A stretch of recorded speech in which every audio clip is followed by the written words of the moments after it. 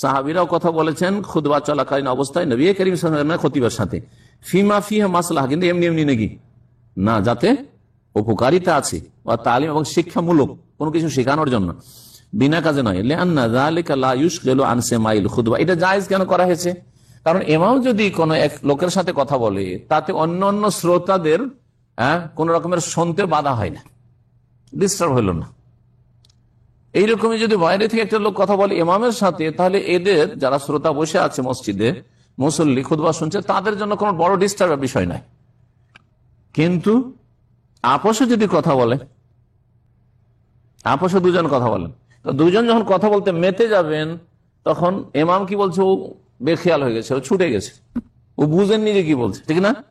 কিন্তু ইমাম যখন কথা বলছেন তখন তো থেমে গেছেন, খুতবা থেমে গেছে, অসুবিধা না, একজনের সাথে কথা চলছে। পার্থক্য বুঝতে পারলেন কিনা? জি হ্যাঁ।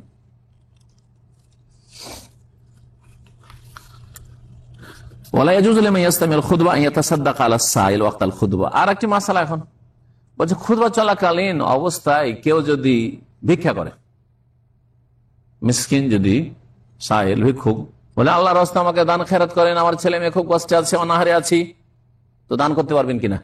যেন দান করবেন না, ওই সময় দান করাও জায়েজ নয়, ওর দান চাওয়াও জায়েজ নয় এই সময়, আর দান করাও জায়েজ নয়। বলছেন যে জায়েজ নয় খুতবা শ্রবণকারীর জন্য যে ভিক্ষুককে সাদকা দিবে খুতবা চলাকালীন, খুতবা চলা অবস্থায় ভিক্ষুককে সাদকা করা জায়েজ নয়। কেন? লিআন্না সাইলা ফাআলা মা লা ইয়াজুজু লাহু ফিলুহু, কারণ ভিক্ষুক তো এক নাজায়েজ কাজ করেছে। খুতবা চলছে, খুতবা শুনুক, খুতবা না শুনে ও কি করছে? ভিক্ষা চাইছে, ও এক নাজায়েজ কাজ করলো। আর আপনি যদি ওকে সাদকা করেন তাহলে কি করলেন? নাজায়েজ কাজে সাহায্য করলেন, আপনি নাজায়েজ কাজে সাহায্য করলেন। এই নাজায়েজ কাজে ভিক্ষুককে সাহায্য করার বিষয়টি যখন আসলো, তখন এই মাসলা আপনি অনেক ক্ষেত্রে আপনি চিন্তা করবেন একটু।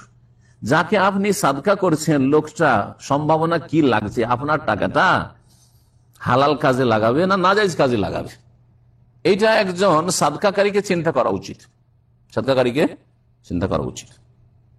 ব্যক্তিগত আমরা জানা আছে যে এই লোকটা সিগারেট খায় আর মসজিদের গেটে ভিক্ষা করছে, অনেক কিন্তু এখানে ভিক্ষুক পাওয়া যায়, পাওয়া যায় না, যায় না? আজকাল ভিক্ষুক দেখলে অনেকে, ভিক্ষুক দেখলে কি করে? দান করে। সিগারেট খাওয়ার লোক, ওকে দান করছেন আপনি। তারপরে দাড়ি মন্ডন করার লোক ভিক্ষা করছে আর দিয়ে দিলেন ওকে। আরে ভাই, আপনার টাকাটা যদি এখনই গিয়ে দাড়ি মন্ডন করে তা আপনি গুনাহতে শরীক হলেন না? আপনার টাকা দিয়ে এখনই গিয়ে সিগারেটের প্যাকেট কিনবে আর কেন আবার সিগারেট খাবে, তা আপনি গুনাহের কাজে আপনি সহযোগিতা করলেন না? জি হ্যাঁ, আমি নিজের চোখে দেখেছি গার্ডেন মসজিদ যখন পুরাতন ছিল, আমাদের সেন্টার পাশে মসজিদ, সেন্টারের গেটে এটা রাফেজ ইশিয়া, দাড়ি নেই, নামাজও পড়তো না, মসজিদে বসে থাকতো, আর যেমনই লোকজন সালাম ফিরে বেরোতো তখন ভিক্ষা করতে বসে যেত। দেখছি একদিন আমাদের পরিচিত দিনী ভাই ওকে টাকা দিচ্ছে, তা আমি বললাম যে একে টাকা কেন দিচ্ছেন? বলছে কি করে ভিক্ষা করছে। আমি জানেন এটা কে? প্রথম কথা নামাজ পড়ে না মসজিদে, কোনোদিন নামাজ পড়ে না, একে চিনি আমরা।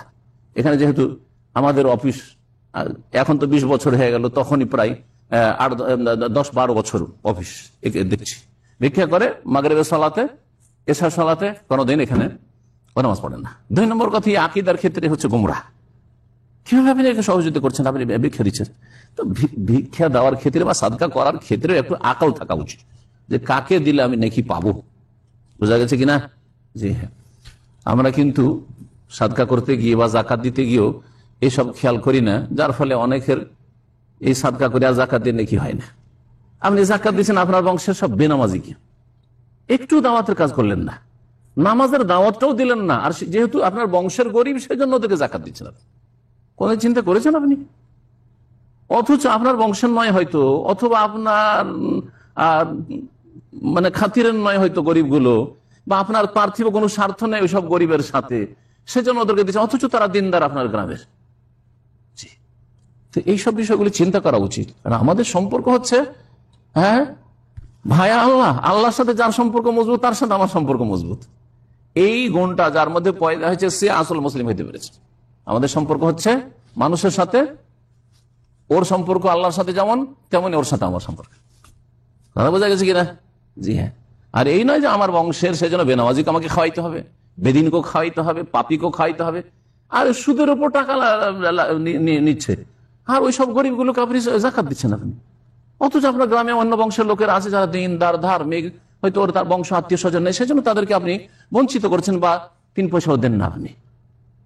সেগুলো দেন নাকি পাবেন না, এরকম করে সব দুনিয়াদারি, সব দুনিয়ার সম্পর্ক, দিনের সম্পর্ক হইতে হবে।